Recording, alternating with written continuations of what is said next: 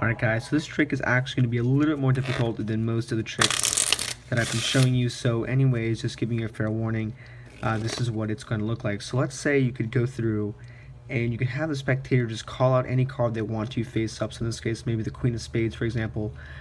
You could have them sign the card if you want, okay, just to make sure that this is the only Queen of Spades in the deck. But basically what you want to do is emphasize that they could have stopped you at any card. So they could have stopped you maybe at the Nine of Clubs, maybe at the Queen of Clubs.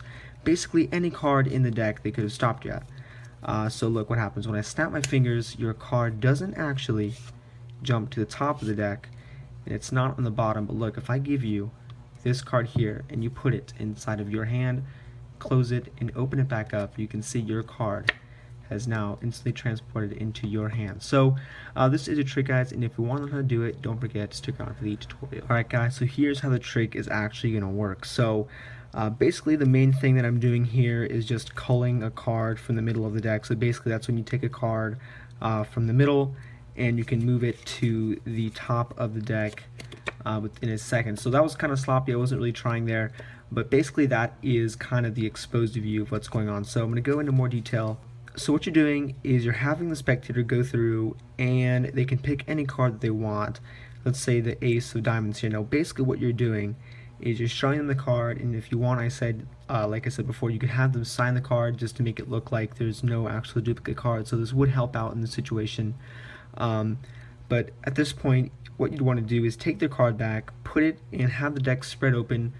This way, what you want to do is you want to emphasize to the spectators that they could have picked any card in the deck, and at that point what you're doing is you're saying, look, you could have picked the Queen of Hearts, and what I just did there is when I said Queen of Hearts, I just covered up their card and left it flush with this Queen of Hearts. So your card is perfectly behind that Queen, and what you're doing is you're moving it behind the Queen like this and saying, look, you could have picked the Queen of Hearts. And as you can see, what I'm doing here from the back is I'm pulling your card with my middle and my ring. You're pulling it out just so it can unclip from these back cards, just like this. So it's unclipped, and what you're doing is saying, look, you could have picked any one of these cards, and you're just fanning it into your left hand just like this. And when you close the deck up, and I'll leave this on top so you can see you're closing the deck up, leaving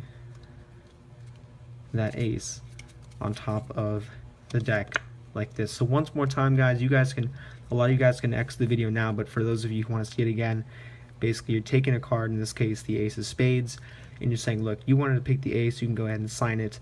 You could have picked any card in this case. So let's say you wanted to pick, you could have picked the Five of Diamonds if you wanted to.